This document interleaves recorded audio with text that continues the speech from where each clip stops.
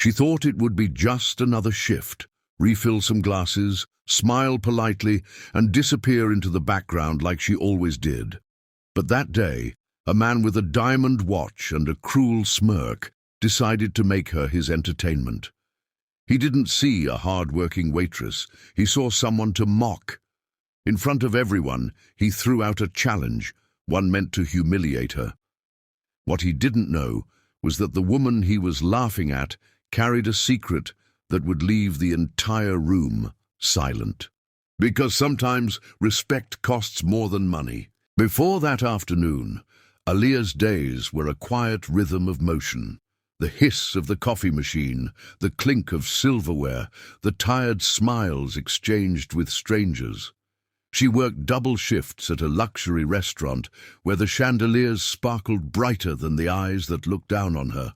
Every night, she scrubbed her hands raw, sent a little money home to her mother, and whispered that one day things would change. She wasn't bitter, just invisible. To the wealthy customers, she was the background noise of their power, the one who carried plates but never stories. What they didn't know was that Aaliyah had more words inside her than most of them could pronounce. 9 languages, each one learned through struggle, sacrifice, and survival. But here, none of that mattered. Then came the lunch rush, laughter bouncing off marble, designer suits flashing in the sunlight. A table of businessmen walked in, their arrogance arriving before their bodies did. One of them, the man with the gold watch and the loudest voice, noticed her right away, not because she was different, but because he thought she was less. He joked about her accent, her skin, her job.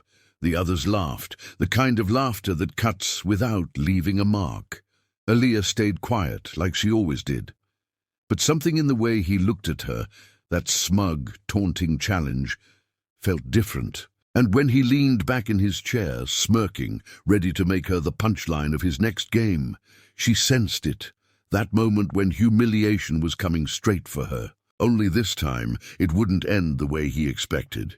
The air in the restaurant thickened as the man with the gold watch leaned forward, his voice carrying just enough volume for the nearby tables to hear. He smiled, but it wasn't kind. It was the type of smile people wear when they believe they're untouchable. He tapped the table with his fork, pretending to think. Then, almost theatrically, he said he'd give $100,000 to anyone here who could serve him in Chinese. The room chuckled. A performance for an audience of privilege. But everyone knew who his joke was aimed at. His eyes never left Aaliyah. She froze for a second, the tray in her hand trembling. There it was, the moment she'd spent her whole life learning to ignore, the quiet humiliation that came not in screams, but in laughter. She had endured it in classrooms, in stores, even on the street, that sharp sting of being made a spectacle for something she never chose. And now it was happening again, but this time the cruelty had a price tag. The laughter grew louder, bouncing off the glass walls and polished floors. Her co-workers looked away. The manager pretended not to hear. That's how racism often hides, in silence, in people pretending it's just a joke. Aaliyah's heart pounded. Every second felt longer, heavier. She could walk away. She could pretend not to care, like always. But something inside her, maybe pride, maybe pain, refused to let her disappear this time. She placed the tray down slowly, straightened her apron, and looked him in the eye. The laughter dimmed just slightly. There was something about her composure, calm but unshaken, that unsettled him. He didn't expect defiance, not from her. The table went quiet, waiting for her to stumble or walk away, but instead she began to speak. The words that came out weren't English. They flowed softly at first, graceful, melodic, and unmistakably fluent. Chinese, the very language he'd turned into a game. For a split second, the man blinked in disbelief. Then, as she continued, his smirk faltered. But Aaliyah didn't stop there. She switched languages mid-sentence, French, Spanish, Arabic, even Russian, her voice growing stronger with each transition. The entire restaurant froze. Forks hovered mid-air, conversations died. Every language she spoke wasn't just a word, it was a memory. Nights studying after work, years of saving to afford books. Every insult she'd swallowed turned into fluency. Every closed door had become another tongue she learned to open. The man's face turned pale, the arrogance draining from his features. He wasn't laughing anymore. When she finally stopped, the silence that followed was deafening. The customers who once laughed now stared in awe.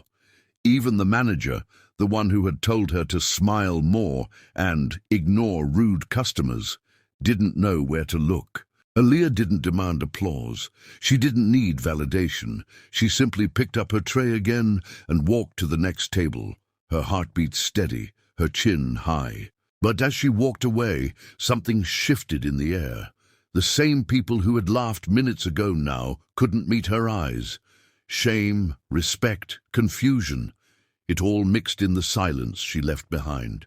And the man with the gold watch. He sat motionless, realizing that for the first time in his life, his money had bought him nothing. What he had tried to use to humiliate her had just revealed his own ignorance to the entire room. The silence in the restaurant felt like it could shatter. For a moment no one moved. It was as if time itself was holding its breath.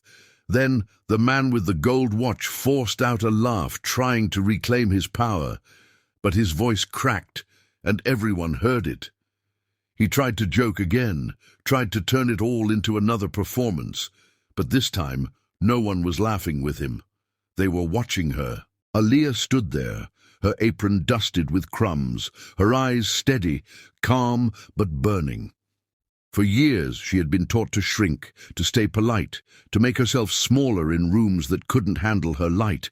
But now, every language she spoke echoed in her mind like armor. She had turned their cruelty into strength, and they didn't know how to respond. Then something unexpected happened. A customer from a nearby table began to clap, softly at first, hesitant, like breaking a spell. Another joined in, then another.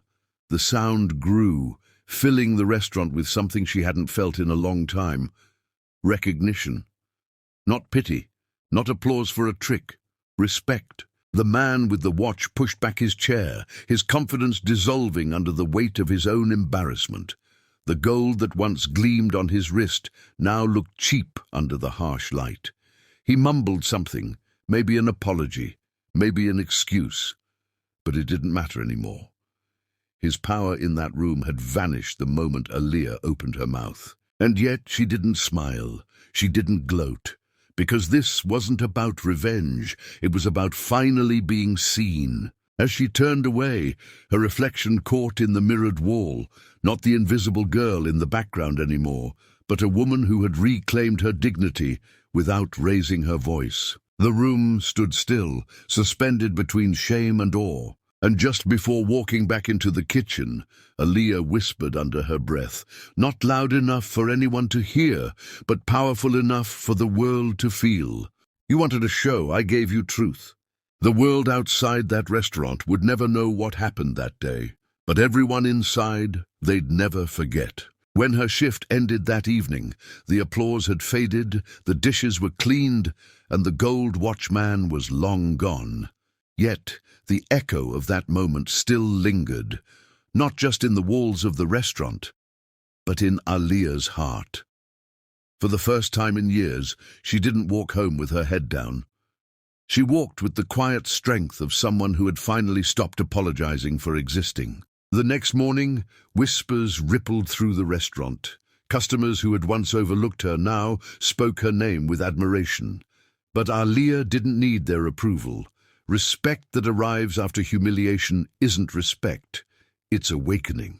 What mattered was that she had changed something deeper. She had reminded every person in that room, and maybe everyone who would ever hear her story, that dignity doesn't come from money, status, or skin color.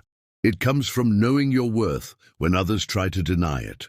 Still, Aaliyah knew that for every moment like hers, there were thousands of others who never got the chance to speak, to be seen, to defend their humanity.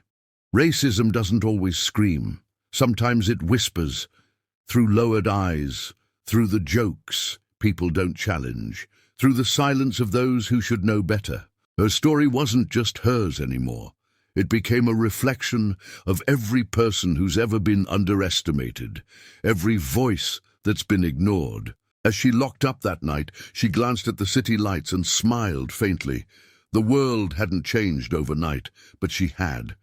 And that was enough to start something, because maybe that's how change begins.